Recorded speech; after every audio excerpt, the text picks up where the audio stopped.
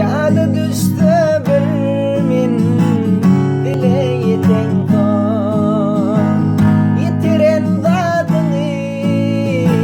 aydınlan gözüm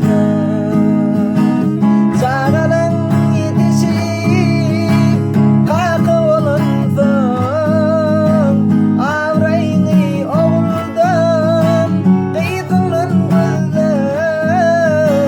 çağalan yetişip ecep olan son avrayını oğuldan aydınlan gözüm